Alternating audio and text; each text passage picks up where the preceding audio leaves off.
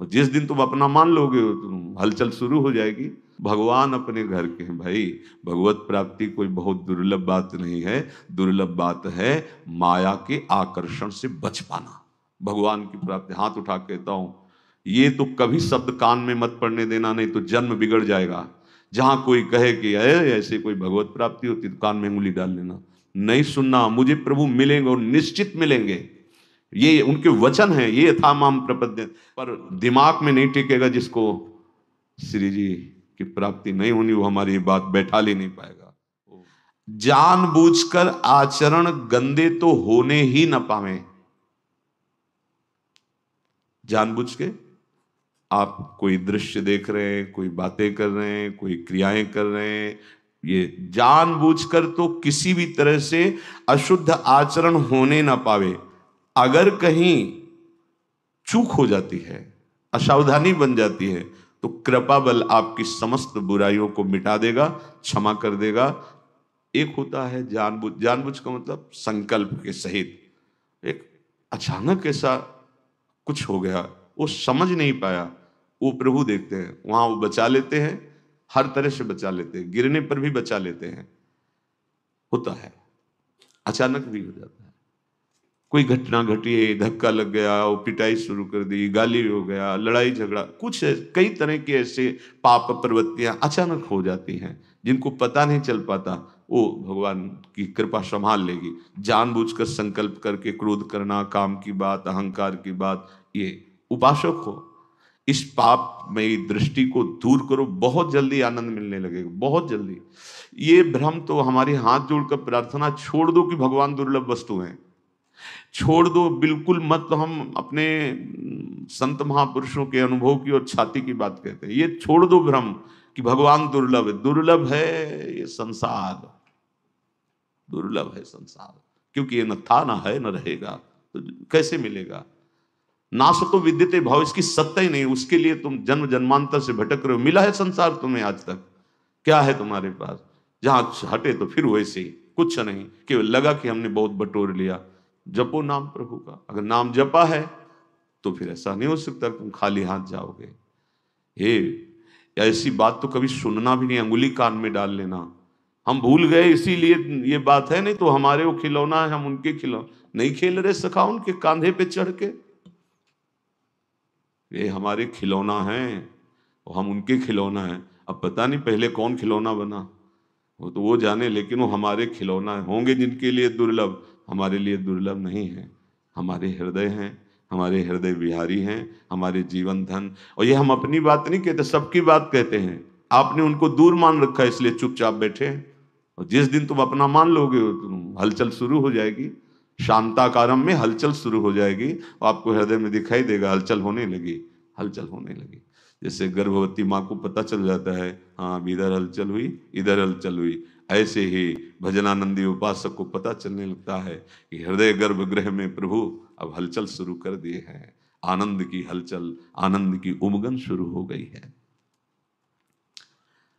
आप अपने आचरणों को अशुद्ध ना होने दीजिए और अच्छापन का अभिमान भी ना आने दीजिए इस रस की प्राप्ति के लिए, कि हम तो कोई गंदे आचरण करते नहीं, इस बात का अभिमान ना आने दीजिए। किसी ने कहा था, जो आप 24 लक्षण दुर्गुण बताए एक दिन सत्संग में हुआ था, हम में से एक भी नहीं है, गारंटी से कह सकते हैं। तो हंसी आई थी, भैया ये गारंटी, ये सब अहम बोल रहा है, अहंकार, और ये सब गुणों का अभिनेता है पूरा, यही सब अभिनय करता है। यही काम बन जाता है, यही क्रोध बन जाता है, यही लोभ बन जाता है। अहंकार, अहंकार विमूढ़ आत्मा करता हमिति मन्यते। और जो निर्दोष हैं वो कह रहे हैं, क्वा हम तुच्छा परम मधमा प्राण होगा। बहुत विचित्र खेल, बहुत सावधान।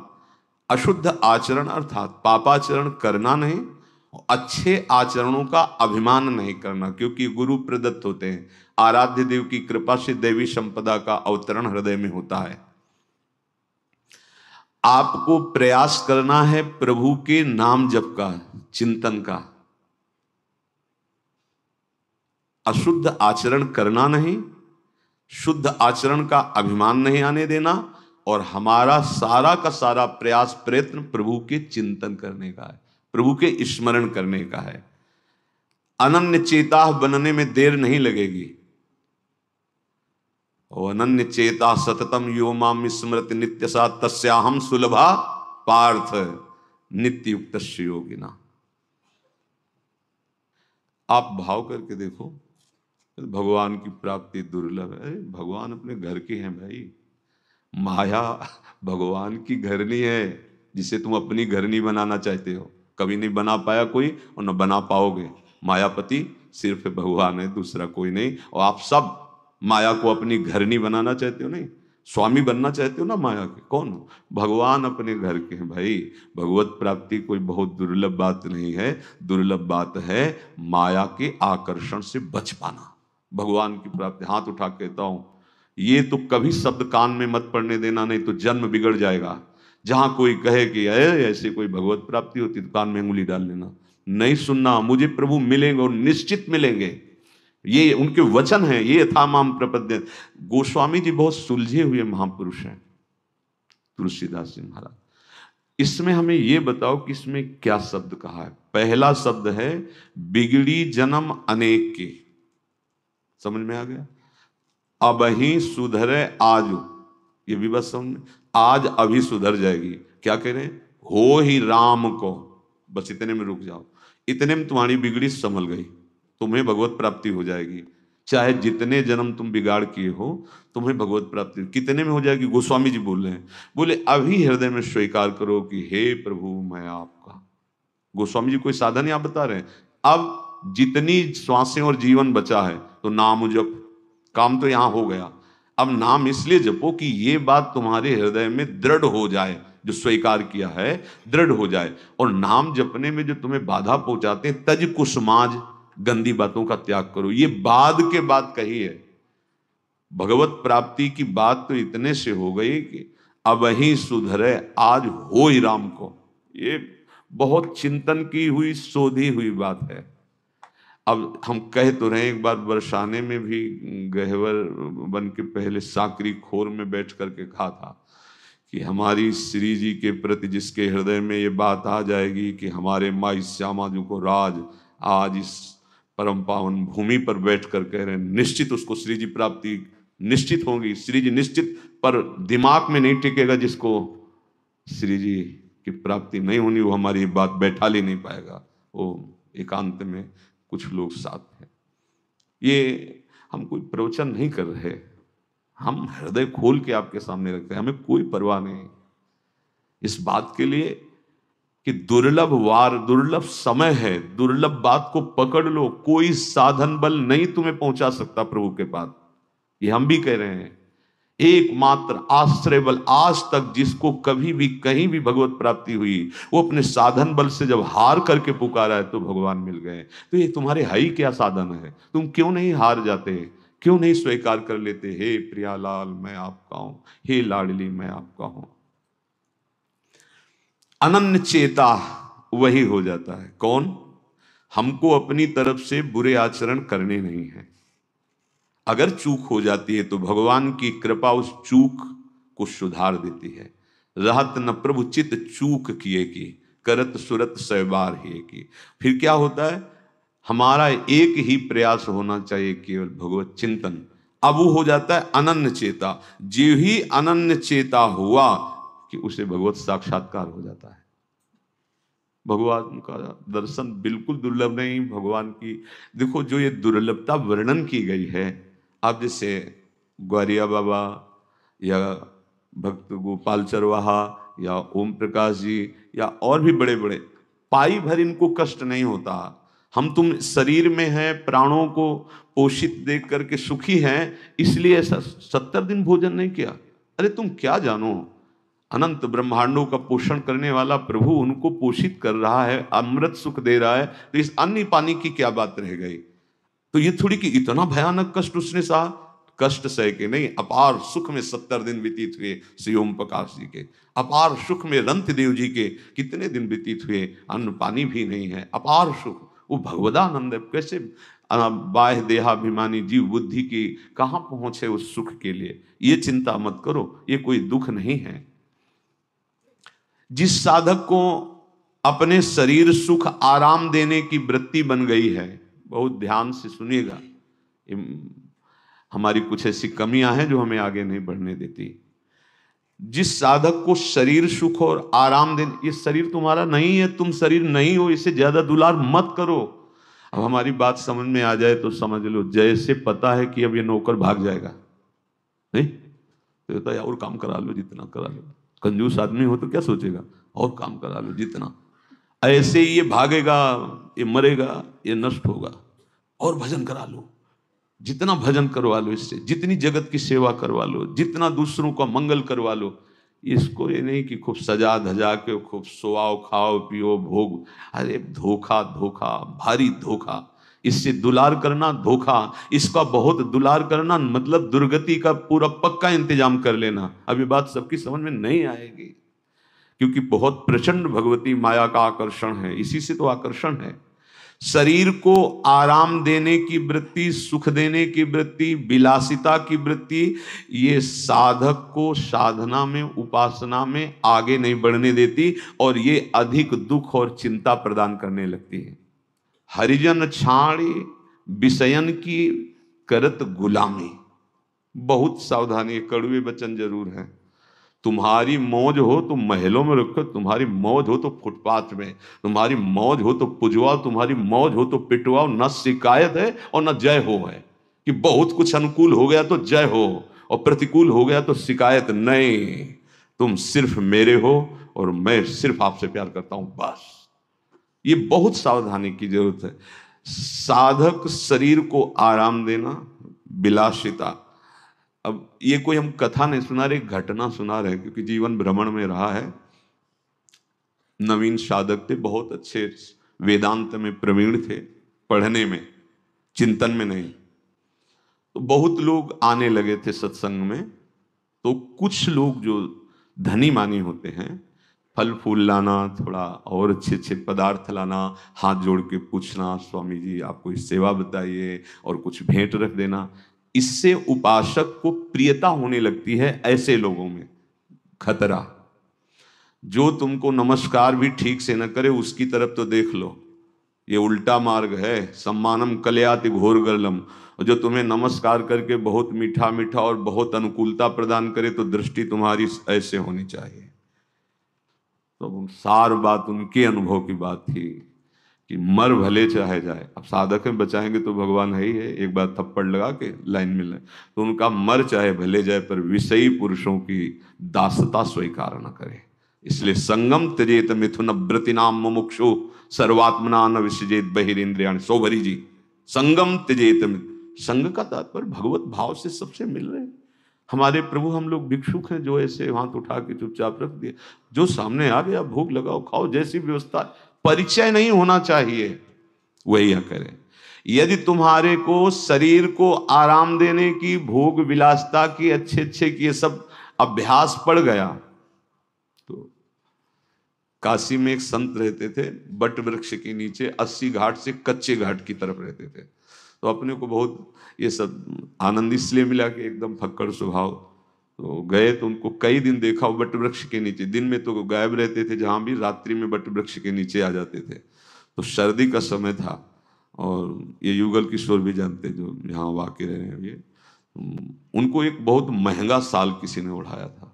महंगा, काशी तो धनियों की नगरी, तो ऐसे ओढ़ाया, ओढ़े रहे रात भर, और दिन जहाँ सुबह हुआ तो वहीं छोड़ करके अपना दिन में गायब हो गए। शाम के फिर आए तो ऐसा महंगा साल कहाँ रखा है, फिर अपने उघार बैठे। संतों की मौज होती, कभी भगवान साल दुसाला उड़ा दिए, कभी फटा कंबल, कभी ऐसे ही। आसक्त चित्त नहीं कि अमुक ने इतना सुखद व्यवस्था कर दी तो उसके प्रति प्रभावित हो जाना, तभी हमारे अंदर प्रेम रस का प्रादुर्भाव नहीं हो जाता। क्योंकि अन्य आश्रय, अन्य चाह, अन्य भरोसा। फिर सुन लीजिए, साधक को शरीर को आराम देने की प्रवृत्ति, सुख देने की प्रवृत्ति और विलासिता, ये दुख और चिंता प्रदान करेगी, भजन को रोक देगी। अपने लोगों की जो हृदय में करुणा वृत्ति होती है वो किसी एक पर नहीं होती है। सर्वे भवन्तु सुखिनः, सर्वे संत निरामया। आप भोजन दे रहे हो और वो भोजन छीन रहा है, लेकिन हमारे हृदय से यही निकलेगा कि जैसे आपका मंगल हो, जैसे भगवान उसकी बुद्धि शुद्ध करें और उसका मंगल हो। सर्वे भवन्तु सुखिना। एक पक्ष आ गया, फंस गए, ममता कर लिए, आसक्ति कर लिए, आपकी गति बिगड़ जाएगी। बहुत सावधानी का ये परमार्थ का विषय है। जब हम शरीर सुख और विलासिता में उतरते हैं तो भारी ये चार बातें उत्पन्न हो जाती हैं। ये भोग सत्य है ऐसा लगने लगता है। देखो, ये भोग सत्य है ऐसा लगने लगता है, और ये बहुत ही प्रिय है, रमणीय है, उसको भोगने की बहुत प्रियता जागृत हो जाएगी, और ये हमें बहुत सुख प्रदान करता है। और चौथा, घोर प्रबल आसक्ति। ये चार चीजें, दुर्गति पक्की हो जाती है। कोई भी भोग विलासिता ये चार प्रभाव डालती। भगवान कह रहे हैं इनकी सत्ता नहीं, दुखालयम अशाश्वतम। देखो, उल्टी बुद्धि हुई। जो अशाश्वत भगवान कह रहे हैं कि ये है, तो हमें क्या लगने लगता है? ये सत्य है। देखो, संसार में यही हो रहा है, ये सत्य है। दूसरा क्या? रमणीय, बहुत भोगने में सुख मिलता है, बहुत, मतलब अब इसके भोगे बिना हम रह नहीं सकते। और तीसरा, चरम अवस्था का सुख यही है, भगवान भी अगर हो तो प्रसन्न हो तो यही हमें दे दें। और चौथा, आसक्ति, प्रबल आसक्ति, प्रबल आसक्ति। मर सकते हैं पर इससे दूर नहीं रह सकते, ऐसे भोग प्रबल हो जाते हैं। तो उपासक को परम सुंदर, परम सुखदायक, नित्य सच्चिदानंद में प्रभु से प्रेम करना है। तभी हमारा ये आवागमन, तभी दुख, चिंता, शोक, नाना प्रकार की विपत्तियों से हम बच पाएंगे। इसलिए बहुत सावधान रहें शरीर की विलासिता से। अब आगे की बात कह रहे हैं, साधक बोलने में चूक ना करे। अगर बोलने में सावधानी नहीं करेगा, सावधानी नहीं रखेगा, तो जबान से जो भजन होता है उसका प्रभाव रुकने लगेगा और आपका मन भजन से हटने लगेगा। पहली सावधानी, पहला नियम लो कि हमको बहुत बोलना नहीं है, बस भाई भाई हर समय लगे रहना, वही प्रपंच की बातें।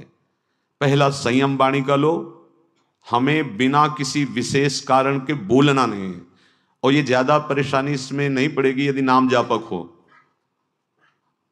अब एक बार बताया था पीछे कि अब सबको अलग अलग अनुभव होते हैं ना, अलग अलग भजन का। जैसे अपने गुरुदेव भगवान ने बताया था संन्यास मार्ग में कि निरंतर मंत्राकार वृत्ति करने के लिए जिह्वा का अग्रभाग, तालू और दांत के जहां जोड़ है वहां, जैसे मतलब वो तो अंदर का विषय है ना, नीचे की तरफ होगा तो विषय चिंतन होगा पक्का। आप देखना जब विषय चिंतन हो रहा होगा तो जिह्वा का अग्रभाग नीचे के दांतों की तरफ होगा और ये मुद्रा आ जाती है।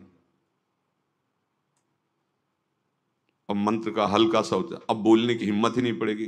कोई बात करना चाहेगा तो आप मुंह फेर के जाना, क्योंकि जब तक हटाओगे नहीं जिह्वा का अग्रभाग, तालू और ऊपर के दांत की जहां से ज्वाइंट है, ऐसे ये मुद्रा देखना भजनानंदी महात्माओं को।